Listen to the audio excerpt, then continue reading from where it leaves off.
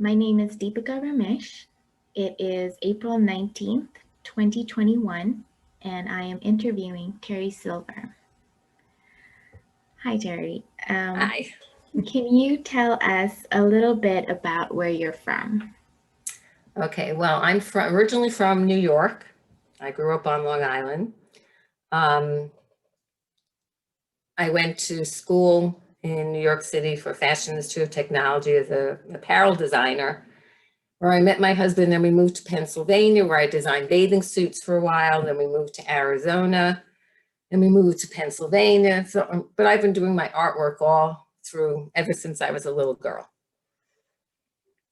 So basically, I guess the East Coast kind of influenced my thinking a little bit. So maybe I do more impressionistic. I don't do like real photography art, if that makes any sense. Um, so I've been all over the country basically. So I guess little bits influence here and there. Okay. And how did you come to the DFW area? My husband got a transfer here, and so we moved here. Okay. Um, and how did you become an artist, and what does art mean to you?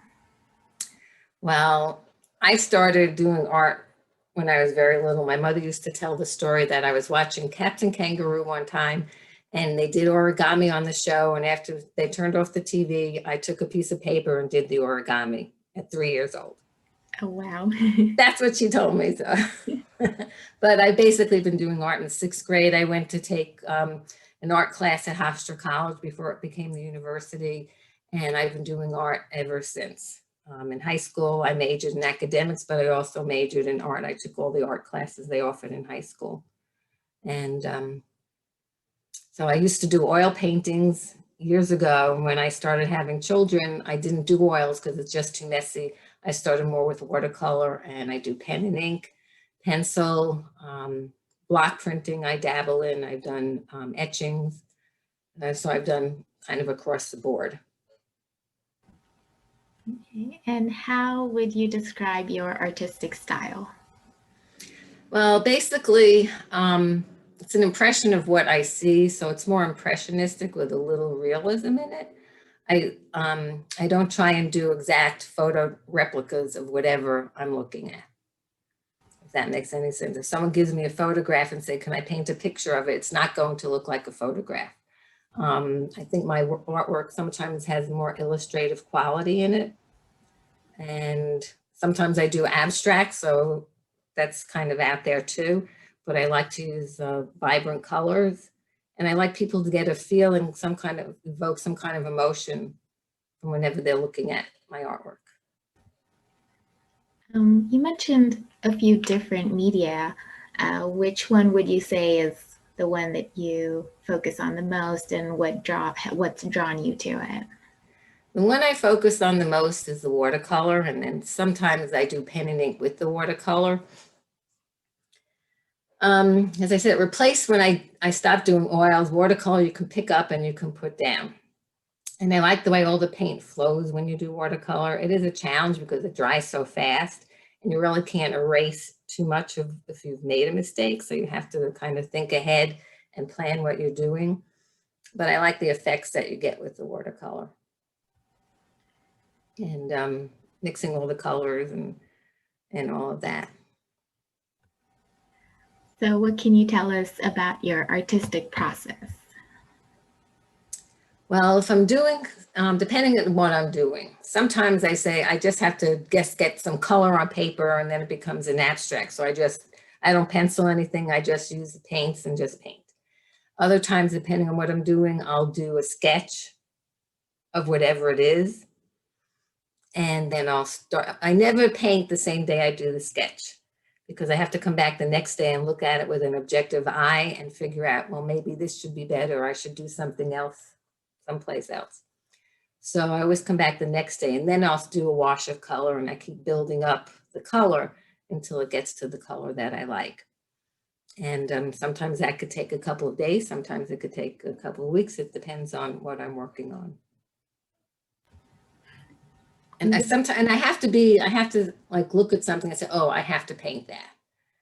I kind of have to be inspired by something. If I go see scenery, I love painting the beach and the water and the sand and all that stuff. So it just makes me feel good. Yeah, that ties into our next question. What themes or ideas do you explore through your art? Well, like I said, the beach and the water I like. Outside, I've done a couple of family pictures. I have one that I did of my son and my granddaughter walking down when they were picking apples in an apple orchard. I have a watercolor of that. And so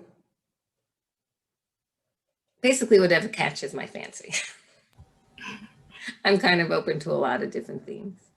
Okay. And do you think Judaism influences your work? Depends on what I'm doing. I did a 6 by 4 feet mosaic of a Torah scroll with the tree of life inside the Torah scroll that I donated to Adat Havarim. So I've done that. I've done other Jewish themed, and I've done bar mitzvah and bat mitzvah invitations, the artwork for that as well. So that would influence, big influence for that kind of art. Yeah. And since the theme of this exhibit is color, how would you describe the way you use color in your work? Well, I try and keep it vibrant so it makes a big impact. I use lots of different colors. I don't just stick to black and white. I don't think I've ever done, unless I've done a pen and ink, I don't really do black and white paintings per se. Because in nature, there's all kinds of colors. So I'm not going to just say, I'm going to paint a purple thing, I'll add an orange or whatever, because it all kinds of goes together anyway. So a lot of my colors are more vibrant and more saturated sometimes.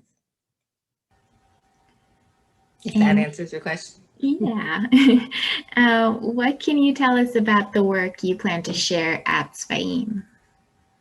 Okay, I haven't decided exactly, but one of the pictures I'm going to is more of a abstract.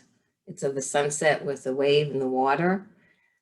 Or I'm going to do, I have one of a beach scene that I took from a picture that I took in Galveston, where there's a chair and the beach and the water, and it's very peaceful, and they can kind of think. And then the other one I have, there was, I live in McKinney, and before they fixed the road and were doing some other buildings, there was a little side street that had a whole bunch of old mailboxes that were kind of dilapidated looking.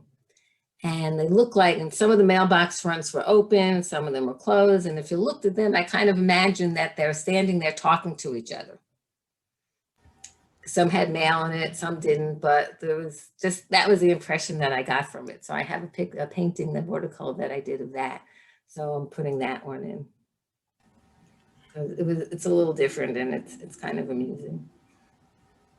We're excited to see it. And our last question, you touched upon this a little bit previously, but what is something you want viewers to know or take away from your artwork?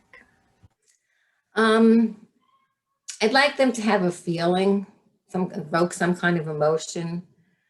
I don't really do artwork that would make you feel sad and depressed. I want you to be happy looking at it and feel good looking at it. So that's one thing I hope that people will take away. Oh, that's so nice. It makes me feel good. Not like, oh my gosh, there's enough going on in the world. I don't need to see that in artwork too. Well, thank you so much for your time, Terri. You're welcome. I hope you enjoyed it.